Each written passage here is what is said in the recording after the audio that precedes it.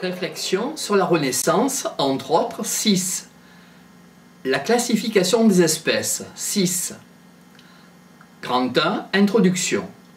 Le mot émoté qui désigne la science des lois et la classification des formes vivantes n'est proposé qu'en 1813, dans un ouvrage rédigé par De Candolle, botaniste suisse, né en 1778 et mort en 1841. De Candolle propose le terme taxonomie, venant du grec taxis, signifiant l'ordre, le rangement, et nomos, la loi. Pourquoi la classification? Une classification rigoureuse est également nécessaire dans le domaine pharmaceutique. Il faut discerner les essences de plantes à usage médicinal dont la qualité peut entraîner la guérison ou le décès du patient. Grand 2, les bases de la classification. Théophraste, 372-287 avant Jésus-Christ. Théophraste est le fondateur de la botanique. Il est le successeur d'Aristote. Il est l'auteur d'un ouvrage sur les plantes. On possède du 1er siècle de notre ère un ouvrage complet rédigé en grec par Dioscoride. Dioscoride est un médecin s'exprimant en grec, mais travaillant au sein de l'Empire romain, au 1er siècle de notre ère, Dioscoride. Son ouvrage est le plus ancien des ouvrages de classification. Il est le prédécesseur de Galien et le contemporain de Pline. Pline est né en 23 de notre ère et mort en 79. Grand 3, à la Renaissance. Des personnages comme Fuchs, 1531, ou Geschner renouvellent la manière de présenter les choses. Ils classent les plantes par ordre alphabétique. Cela remet en question l'ordre établi traditionnellement et la classification des ensembles. Les tentatives se multiplient.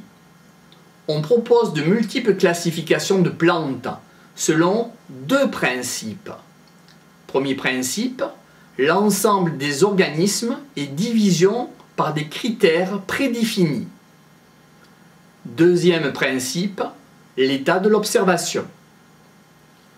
L'anthropologie consiste à diviser, c'est-à-dire à considérer les espèces et les rassembler sur des critères dans différents groupes, l'anthropologie.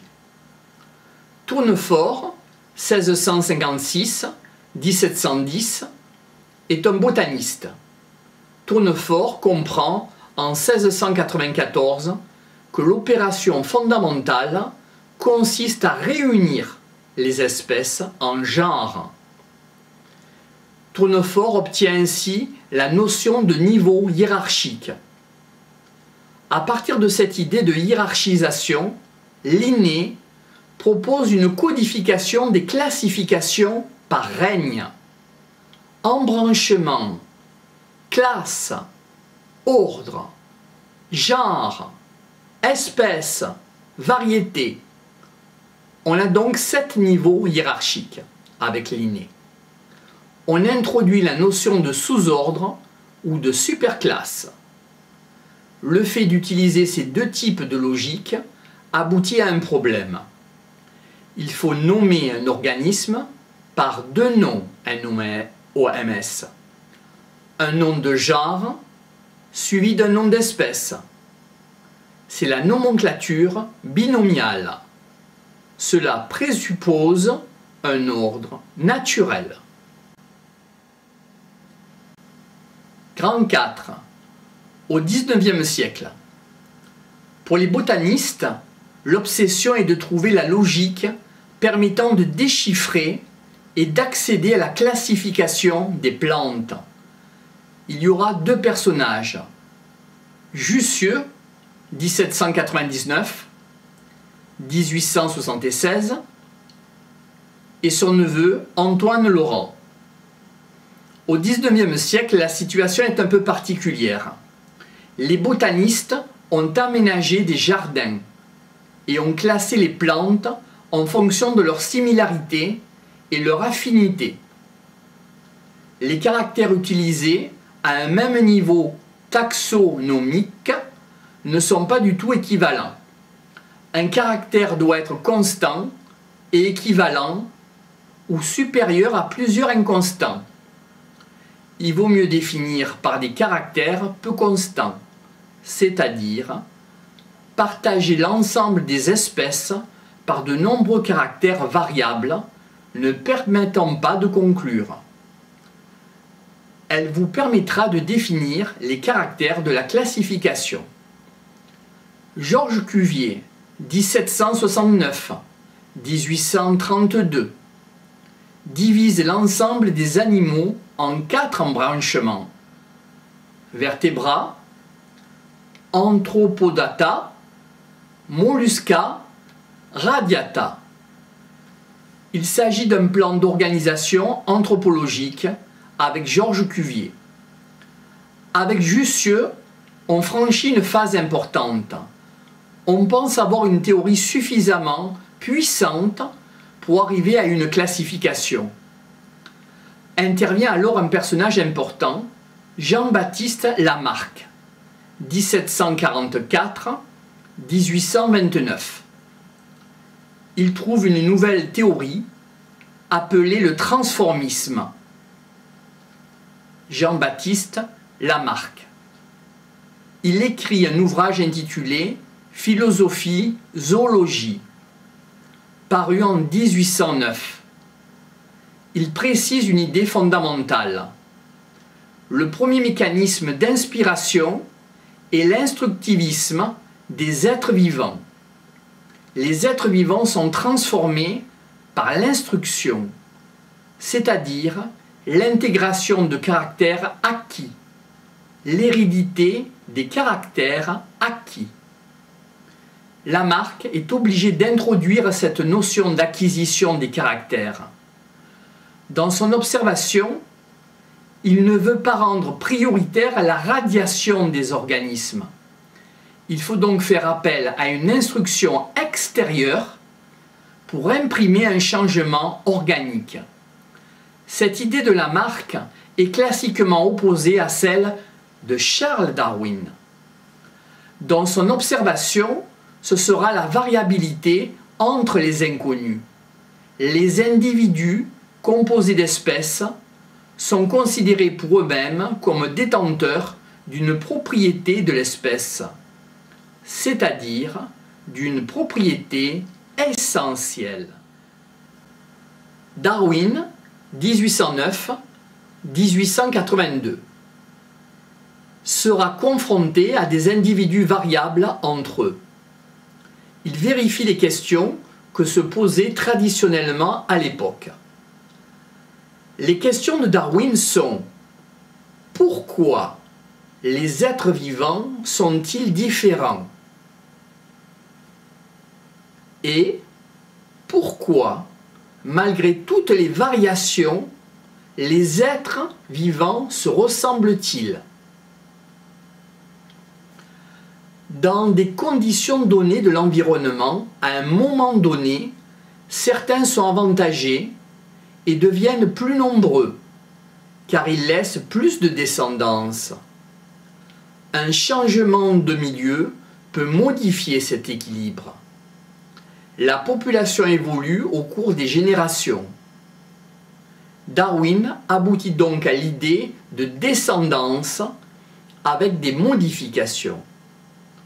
La ressemblance aux espèces est due au caractère hérité des espèces ancestrales. La communauté de descendance est le lien caché expliquant les ressemblances des espèces pour Darwin. Ce raisonnement s'utilise dans les deux sens. Il peut devenir opérationnel pour baser une classification fondée sur la recherche de parenté.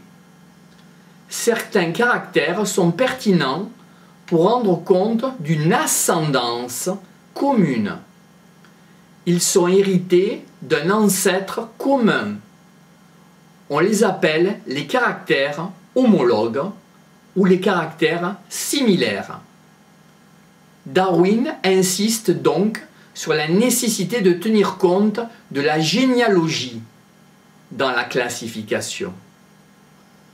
On propose des classifications regroupant des relations d'ancêtres à descendants et des relations de parenté. Depuis une quarantaine d'années, le monde scientifique est gagné complètement par l'idée de cette classification darwinienne. Réflexion sur la Renaissance, entre autres. 6. La classification 6, numéro 2. On rassemble des organismes vivants. Il faut donc rassembler l'enseignement commun et la totalité des descendants pour essayer d'exploiter au maximum cette classification et le concept de descendance. Grand 1. Variation d'un caractère. Si un caractère varie, c'est que ce dernier présente deux états.